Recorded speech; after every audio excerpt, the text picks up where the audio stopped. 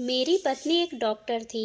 एक आदमी हर सप्ताह हमारे घर आता और कहता कि मेरी बीवी की तबीयत बहुत ही खराब है, और ये सुनकर मेरी बीवी उसके साथ चली जाती। ये सिलसिला पिछले कुछ महीनों से चल रहा था। पहले तो मैं ये सोचकर सब नज़रअंदाज किया करता था कि यार बीवी का फर्ज है कि वह मरीज का ख्याल रखे और उसके पास ही रहे। लेकिन अब तो ये सब बर्दाश्त के बाहर हो गया था, क्योंकि कहीं न कहीं मुझे ये सब कुछ गलत लग रहा था। क्योंकि मेरी बीवी सारी रात उसके घर रुक जाती थी और अगले दिन वापस आती। मुझे लगता था वह आदमी अपनी बीमारियों के चक्कर में मेरी बीवी को कोई नुकसान न पहुंचा दे। एक दिन मैं अपनी बीवी से कहा कि तुम रात को वहां पर ना रुका करो, मुझे अच्छा नहीं लगता है। वो ये कहकर मुझे खामोश करवा दी कि ये मेरा फर्ज है। और रही बात उस आदमी की, तो तुम फिक्र ना करो। उस समय मेरी बीवी का लहजा इतना सख्त था कि मुझे ना चाहते हुए भी खामोश रहना पड़ा। यूं ही कुछ महीने गुजर गए और एक दिन सुबह सुबह मैं नाश्ते के बाद ऑफिस जाने के लिए बाहर निकला, तो वह आदमी अपनी कार से उतरकर हमारे ही दरवाजे की तरफ आ रहा था। मैंने उसे दरवाजे पर ही रोक लिया और पूछा कि तुम्हारी बीवी की तबीयत कैसी है। तो कहने लगा, सर इसीलिए तो आज दोबारा आया हूँ। और ये कहकर आधा दरवाजा खोलकर दरवाजे के अंदर झांकने की कोशिश करने लगा। तभी मेरी बीवी उस समय दरवाजे के पास आ गई। ये देखकर मैं दरवाजे से पीछे खड़ा हो गया और उस आदमी को अंदर आने दिया। उसने मेरी पत्नी से कहा, जल्दी से मेरे साथ घर जाना होगा, रश्मि की तबीयत संभल नहीं रही है। उस आदमी की बात सुनकर मुझे बहुत ही गुस्सा आया था, लेकिन मैं सब्र से काम लिया और थोड़ी ही देर में मेरी बीवी अपना बैग लिए बाहर निकली और उस आदमी के साथ चली गई। मेरी नज़र दूर तक कार का पीछा किया। मेरे अंदर अचानक से जलन जाग उठी थी, जबकि मैं जानता था कि मेरी बीवी के जिंदगी में मेरे अलावा दूसरा कोई नहीं है। मुझसे ही प्यार करती थी, लेकिन फिर भी पता नहीं क्यों मुझे गुस्सा आ रहा था। कुछ ही देर में मैं भी ऑफिस जाने के लिए निकल गया। ऑफिस पहुंचकर मैंने सबसे पहले अपनी बीवी को कॉल किया और उससे पूछा, तो उसने कहा कि मैं उसी औरत के घर पर हूँ, अभी शाम को बात करती हूँ। मैं भी कॉल बंद करके फ़ोन टेबल पर रख दिया और अपना काम करने लगा। लेकिन जैसे ही मैं काम से फ्री होकर अपनी बीवी को फ़ोन किया, तो उसने फ़ोन नहीं उठाया। फिर मैंने सोचा मेरी बीवी घर आ चुकी होगी, काम में बिजी होगी शायद, इसलिए फ़ोन नहीं उठा रही है। मैं भी ऑफिस से घर के लिए निकल गया और मैं घर पहुंचा और बेल पर हाथ रख दिया, लेकिन किसी ने दरवाज़ा नहीं खोला। मतलब अभी तक वो घर नहीं आई थी। गुस्से से मैंने दूसरी चाबी निकालकर ताला खोला और घर के अंदर जाकर फ़ोन टेबल पर रख दिया और किचन में जाकर पानी पीकर मेरा गुस्सा थोड़ा कम हुआ। मैंने एक बार फिर से बीबी को कॉल किया। पहले ही बेल पर वो फ़ोन उठा चुकी थी। उठते ही सवाल किया, पूछा कि कब तक घर आओगी। तो बोली सुबह आऊँगी, तबीयत ज़्यादा ख़राब है। इससे पहले मैं उसे कुछ कहता वो फ़ोन रख चुकी थी और मैं सोचने लगा, अगर मुझे उस आदमी का घर का पता मालूम होता, अब तक मैं वहाँ से उसे ले आ चुका होता। ऐसा करना भी मुझे सही नहीं लग रहा था, क्योंकि मेरी बीवी एक डॉक्टर थी। ऐसे में किसी भी मरीज के घर से ले आता तो यकीनन उसे बहुत ही बुरा लगता। वैसे भी वह बाकी लड़कियों की तरह नहीं थी। मैं बहुत देर तक बैठा सोचता रहा। फिर भूख का एहसास हुआ तो मैं खुद उठा और गर्म खाना करके खाने लगा। खाने के बाद मैंने सोचा कि अभी बीवी घर पर नहीं है तो टीवी देख लूं। पहले न्यूज़ सुनकर मेरा दिमाग खराब हो गया था। शहर में रोज रोज होती घटनाओं से परेशान होकर मैंने एक बार फिर अपनी बीवी को कॉल किया। अब की बार उसका नंबर बंद जा रहा था। उसी तरह मैंने कई बार कॉल किया, लेकिन जवाब नहीं मिला। मैंने फ़ोन को टेबल पर रख दिया और कुर्सी पर टेक लगाकर बैठ गया। पता नहीं वह आदमी कहाँ से आया था। उसका कोई अता पता ही नहीं था। इससे पहले कभी देखा भी नहीं था। कहीं मेरी बीवी का कोई नुकसान न पहुंचा दे या फिर मुझसे उससे कहीं छीन न ले। अगर ऐसा हुआ तो मैं मोहल्ले में मेरी क्या इज्जत रह जाएगी, मेरी कितनी बदनामी होगी।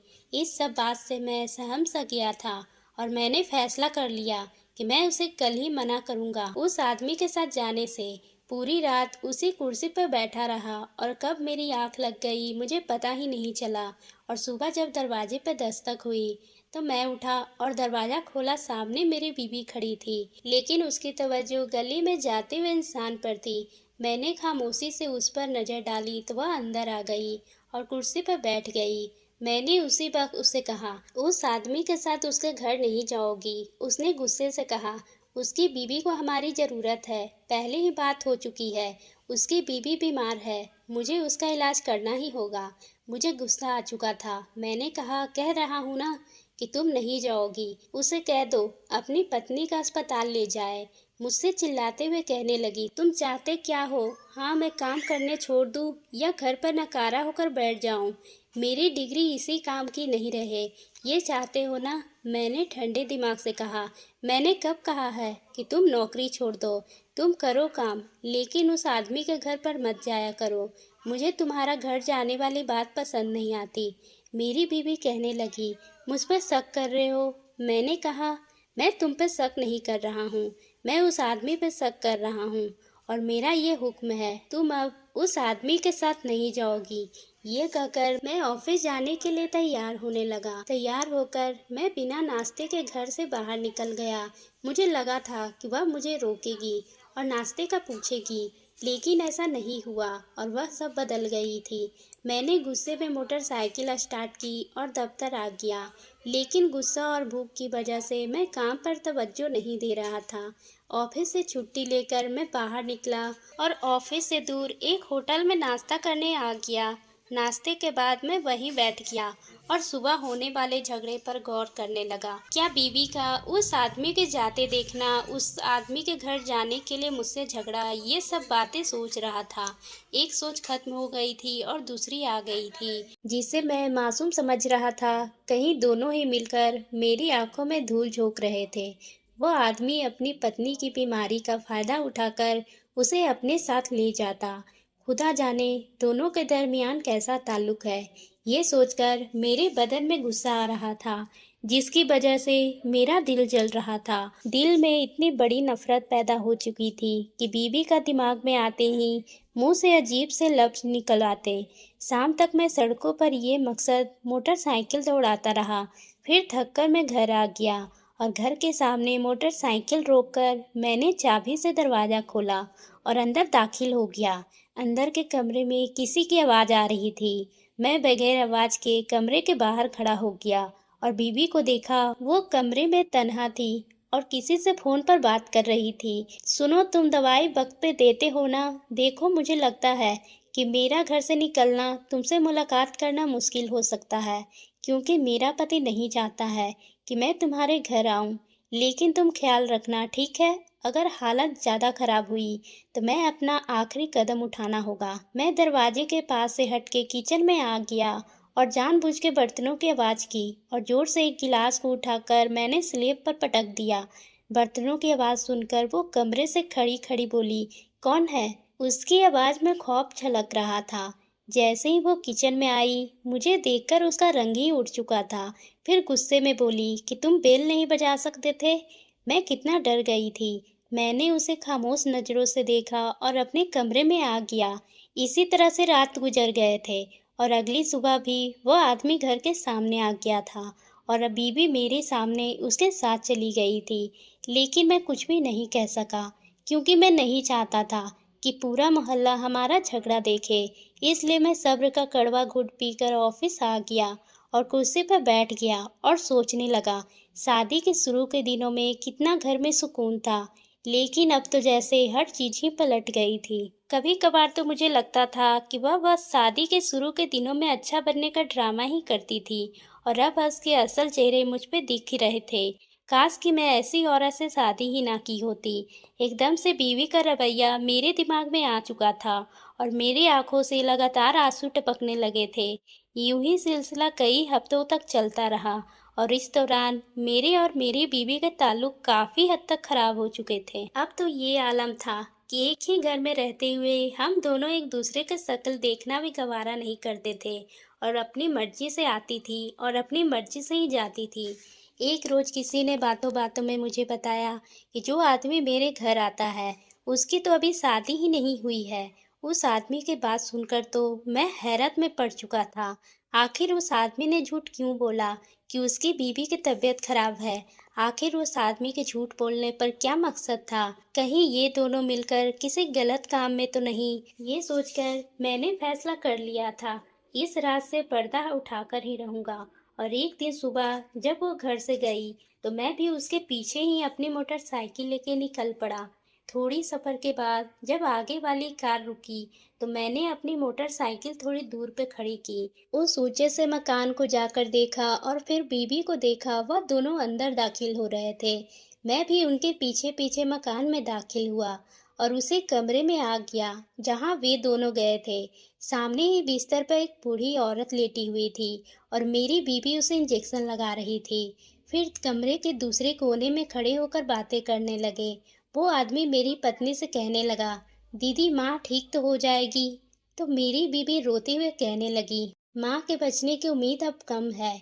ये सुनकर मेरे तो होश ही उड़ गए, क्योंकि वो औरत तो मेरी सास नहीं थी और ना ही मैं इस आदमी को कभी देखा था। मैं उन दोनों की बात सुनकर वापस घर लौटने लगा। तभी दरवाजे की आवाज से उन दोनों को पता चल गया और वह मुझे देखकर हैरान हो गई और मेरी बीवी मेरे पास आकर मेरे गले से लिपटकर रोने लगी और मुझसे माफ़ी मांगने लगी। मैंने कहा, ये बूढ़ी औरत कौन है?